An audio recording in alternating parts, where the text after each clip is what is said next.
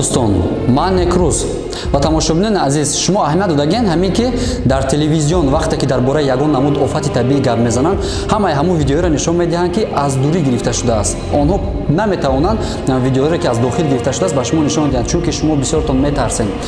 Бале ин камтар даҳшатовар аст ва ман имрӯз ба шумо то 5 видеоро нишон медиҳам ки ҳамин хел офатҳои табиӣ, офатҳои даҳшатнок аз дохил гирифта шудааст. Барам ка як ҷода ба ҳазур шинем, мо барномаро сар. дӯстон, агар шумо ва ё рафиқонатон хоҳиши гузаштани границаи Қазоқистонро дошта бошад, ба ин рақамҳо ҳатман занг занед. Мошинҳои замонавӣ дорои вайфай бепул ва дар роҳ масъалаи гаиҳоро худашон ҳал мекунанд, чунки аллакай дар ин соҳа тӯли 7 сол аст ки кор ва фаъолият доранд. Ва агар дар хусуси документҳоятон ягон мушкилӣ дошта бошед, онҳо бепул ба шумо кӯмак мекунанд. Баъд охири гуфтаниам ки аз номи канали ман гап занед, ба шумо 500 рублей скидка карда мешавад.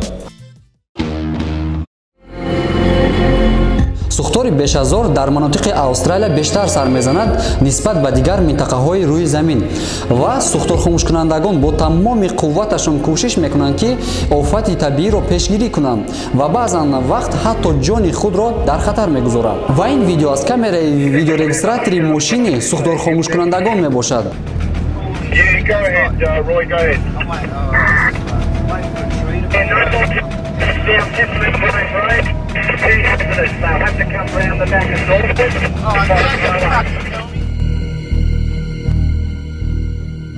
аз Австралия мегузарем ба Русия. Бале, дар Русия низ ин гуна сухторҳо ҳамасола ба қайд гирифта мешавад. Ва ин видео яке аз қишлоқҳои Нижегородская област ба навор афтодааст. Дар ин видео 4 хоҳишманд бо хоҳиши худ ба кӯмаки мардум мераванд ва ба дохили қишлоқ мешаванд. Ва вақте ки баргаштанд, роҳашонро оташ аллакай баста буд ва онҳо дар доми алангаи оташ монда буданд. Хушбахтона онҳо аз он ҷо бо як азоб раҳо ёфтанд. дӯстони азиз, агар шумо мешудед ҷони худро ин гуна ба хатар гузошта, добровольно мерафтем ки мисол як каса аз дохили ин хел офати табиӣ халос кунед.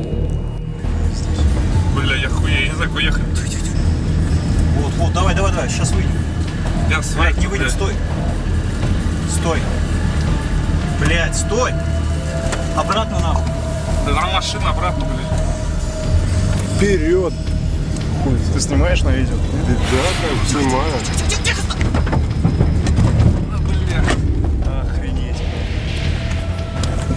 Выходи! Дура, уходи, блядь! Горим нахуй! Женя, дверь закрой, блядь! Давай, Антон, назад, блядь! Уходи, дура, блядь!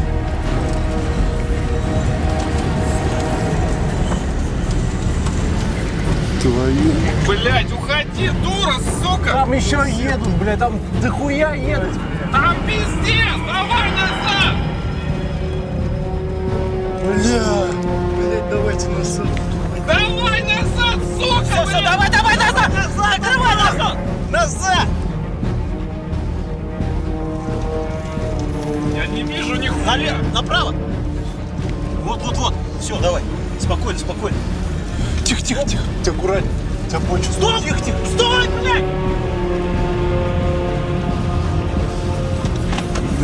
Давай вот за... Где ты? Давай, разъезжай, да. Машину там оставил, нахуй. Не, все нормально. Давай, блядь. Нахуй попёрлись дураки. Что-то я оторвал, нахуй. Колесо. Да похуй, Антон, надо, блядь, съебаться отсюда.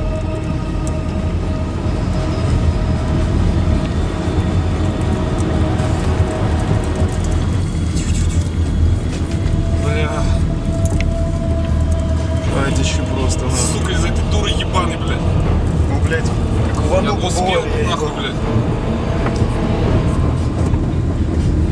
Что-то прилипло, блядь.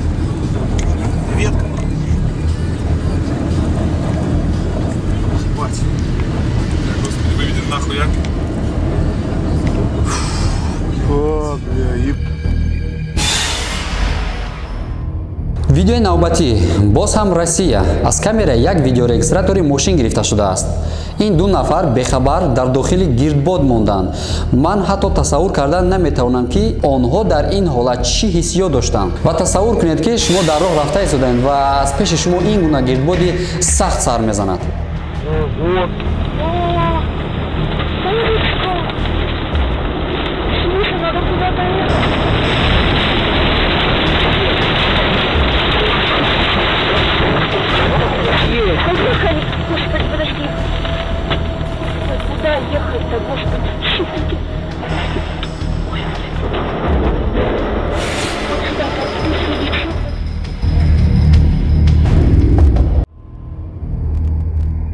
майи соли 2016 штати Колорадо, Америка. Дар он ҷо шахсоне ки ба ҷустуҷӯи гирдбод ҳастанд, гирдбодеро ба навор гирифтанд ки одам ҳатто метарсад ки аз паси экран тамошо кунад. Ман намедонам ки ин чӣ гуна дили бурда бошад ки ин гуна офати табииро аз наздик ба навор гирӣ, чунки ин гирдбод бо қувваи рекордии чорбалааш метавонад ҳар лаҳза мошини онҳоро бар ҳаво бардошта сарнагун созад.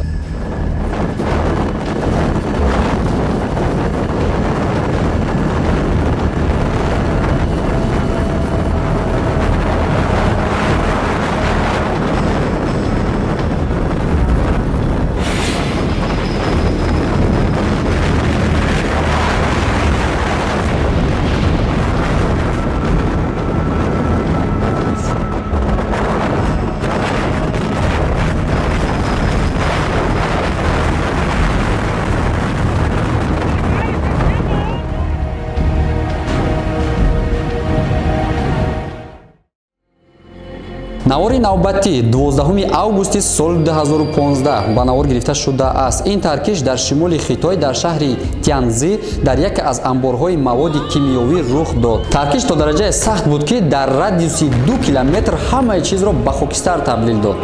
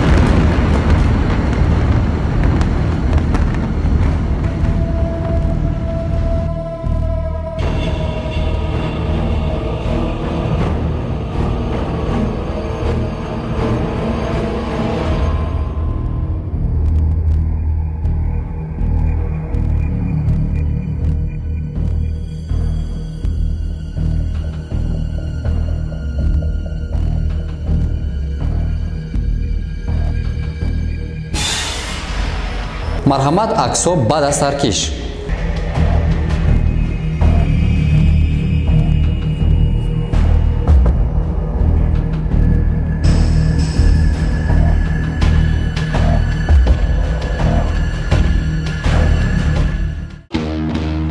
دوستان عزیز در همین جا برنامه با آخر میرسد و پیش از آن که با شما خیر و خوش کنیم حتما در کانال подписываться کنین و در کامنتر نویسین که کدام از این ویدیورولیک ها با شما بدترینش بود و دهشت‌آورترینش بود. ما کامنترهای همه شما را خودم لیچنا میخوانم و جوابتون میگردونم و با شما بود نکروز تا ویدیوهای آینده. خیر.